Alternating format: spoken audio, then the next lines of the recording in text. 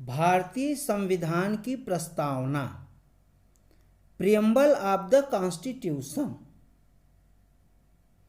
संविधान की प्रस्तावना सर्वप्रथम अमेरिकी संविधान में प्रस्तावना को सम्मिलित किया गया था।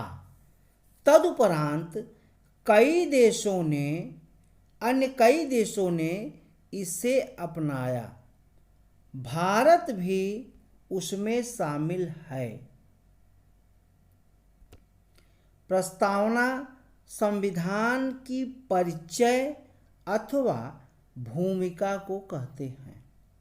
प्रख्यात न्यायविद व संवैधानिक विशेषज्ञ N.A. पालकीवाला ने प्रस्तावना को संविधान का परिचय पत्र कहा है।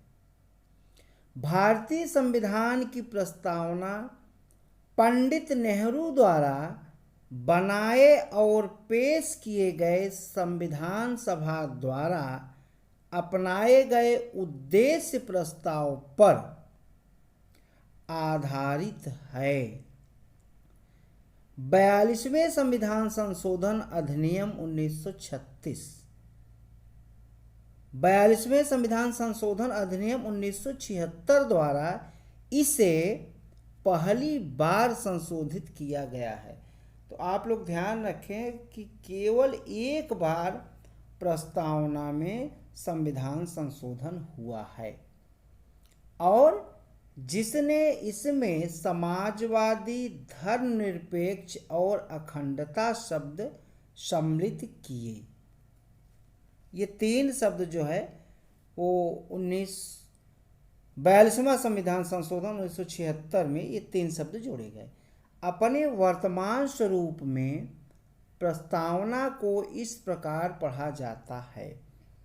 हम भारत के लोग भारत को एक संपूर्ण प्रभुत्व संपन्न समाजवादी, धर्मनिरपेक्ष, लोकतांत्रिक गणराज्य बनाने के लिए और इसके समस्त नागरिकों को सामाजिक, आर्थिक और राजनीतिक न्याय, विचार, अभिव्यक्ति, धर्म, विश्वास व उपासना की स्वतंत्रता, प्रतिष्ठा और अवसर की समता प्राप्त कराने के लिए तथा व्यक्ति की गरिमा और राष्ट्र की एकता तथा अखंडता सुनिश्चित कराने वाला, बंधुत्व बढ़ाने के लिए दृढ़ संकल्पित होकर अपने इस संविधान सभा में आज दिनांक 26 नवंबर 1949 को एतद द्वारा हम संविधान को अंगीकृत, अधिनियमित और आत्मार्पित करते हैं। प्रस्तावना का महत्व। प्रस्तावना का महत्व। उसके पहले थोड़ा सा हम बात करते हैं प्रस्तावना के तत्व के बारे में। तो प्रस्तावना के 4 मूल तत्व हैं। प्रस्तावना के 4 मूल तत्व हैं। पहला है संविधान के अधिकार का स्रोत। प्रस्तावना कहती है कि संविधान भारत के लोगों से शक्ति अधिग्रहित करता है। भारत की प्रकृति यह घोषणा करती है कि भारत एक संप्रभु, समाजवादी, धर्मनिरपेक्ष, लोकतांत्रिक व गणतांत्रिक राजव्यवस्था वाला देश है। संविधान के उद्देश्य इसके अनुसार न्याय, स्वतंत्रता, समता व बंधुत्व संविधान के उद्देश्य हैं। नंबर 4, संविधान लागू होने की तिथि 26 नवंबर 1949 की तिथि का उल्लेख करती है। और उसके बाद हम संप्रभुता को देखते हैं। तो संप्रभु शब्द का अर्थ है कि भारत न तो किसी अन्य देश पर निर्भर है और न ही किसी अन्य देश का डोमिनियन है। मतलब आंतरिक और बाह्य दोनों में अपने इसके ऊपर और कोई शक्ति नहीं है और यह अपने मामलों का निस्तारण करने के लिए स्वतंत्र है। अब हम देखते हैं प्रस्तावना का महत्व।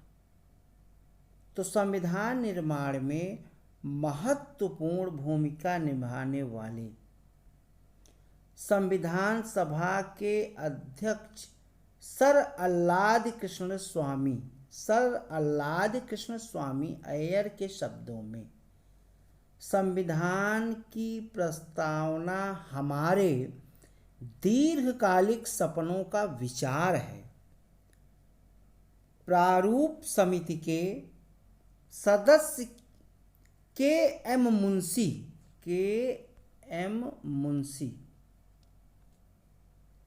के अनुसार प्रस्तावना हमारी संप्रभु लोकतांत्रिक गणराज्य का भविष्य फल है। सुप्रसिद्ध अंग्रेज राजनीति शास्त्री सर अर्नेस्ट बारकर महोदय संविधान की प्रस्तावना कहते हैं लिखने वाले को राजनीतिक बुद्धिजीवी कहकर अपना सम्मान देते हैं। अर्नेस्ट बारकर संविधान की प्रस्तावना लिखने वालों को राजनीतिक बुद्धिजीवी कहकर अपना सम्मान देते हैं। वह प्रस्तावना को संविधान का कुंजी नोट कहते हैं। वह प्रस्तावना के पाठ से इतने प्रभावित थे कि उन्होंने अपनी प्रसिद्ध पुस्तक principle of social and political theory की शुरुआत में इसका उल्लेख किया है। भारत के पूर्व मुख्य न्यायाधीश एम हिदायतुल्लाह मानते हैं कि प्रस्तावना अमेरिका की स्वतंत्रता की घोषणा के समान है। प्रस्तावना को लेकर विवाद भी हुआ है और इसी विवाद के कारण और एक बार इसमें संशोधन भी हुआ था। तो अब हम लोग थोड़ा सा इसको भी देखते हैं।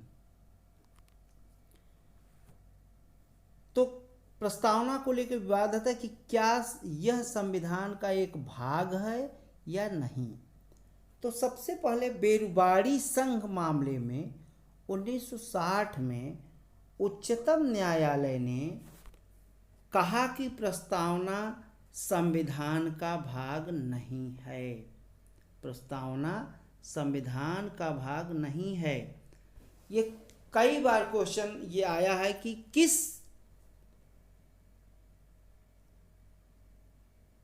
मामले में उच्चतम न्यायालय ने कहा कि प्रस्तावना संविधान का भाग नहीं, या कब कहा, किस। तो ये यहाँ से क्वेश्चन कई बार उठा है। तो उसके बाद जो है 1973 में केशवानंद भारती मामले 1973 में उच्चतम न्यायालय ने पूर्व की व्याख्या को अस्वीकार किया। सबसे पहले तो बेरुबाड़ी मामले में 1960 में मुख्य सर्वोच्च न्यायालय ने कहा कि प्रस्तावना संविधान का भाग नहीं है, लेकिन 1973 में उच्चतम न्यायालय ने यह व्यवस्था दी कि प्रस्तावना संविधान का एक भाग है। यहाँ से भी कई बार क्वेश्चन आया है कि किस वाद में उच्चतम न्यायालय ने कहा कि प्रस्तावना संविधान का एक भाग है। उसके बाद LIC ऑफ इंडिया मामले में 1995 में भी पुनः उच्चतम न्यायालय ने व्यवस्था दी कि प्रस्तावना संविधान का आंतरिक हिस्सा है। क्या प्रस्तावना में संविधान की धारा 368 के तहत संशोधन किया जा सकता है? यह पहली बार ऐतिहासिक केस केशवानंद भारती मामले में 1973 में उठा था। यह विचार सामने आया कि इसमें संशोधन नहीं किया जा सकता क्योंकि यह संविधान का भाग नहीं है।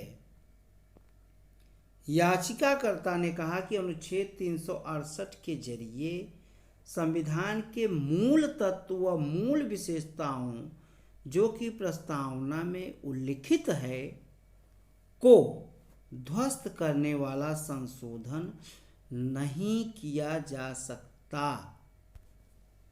दूसरे शब्दों में उच्चतम न्यायालय ने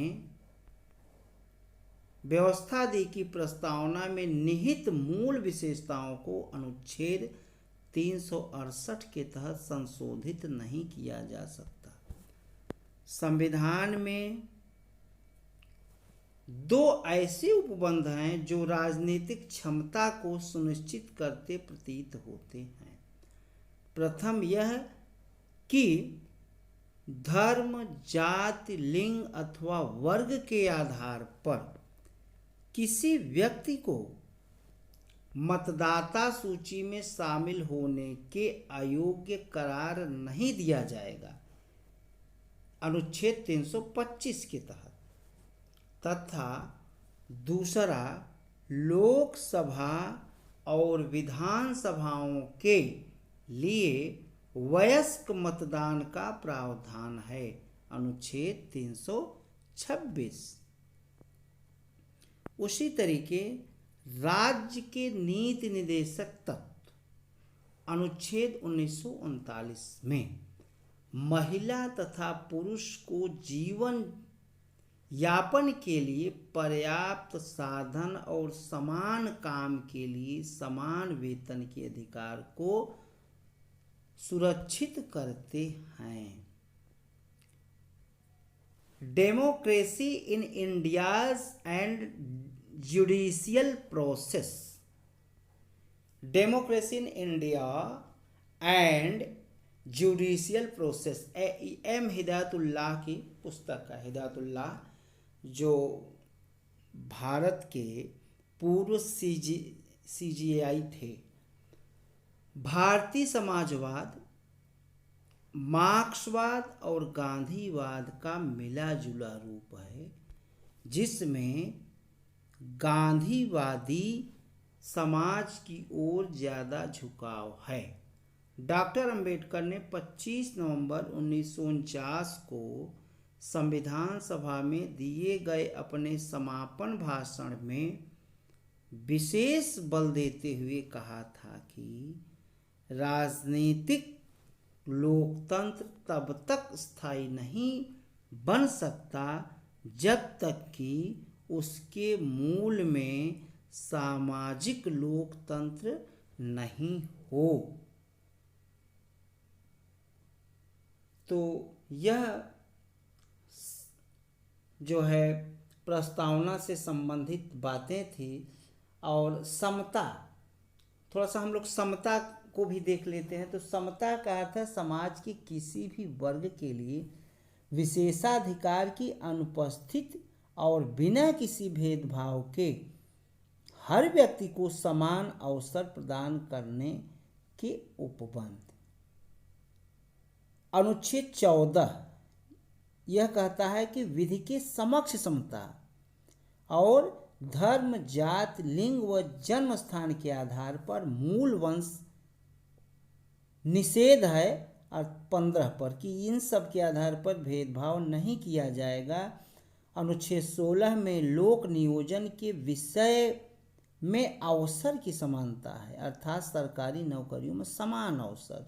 अस्पृश्यता का अंत अनुच्छेद 17 है और उपाधियों का अनुच्छेद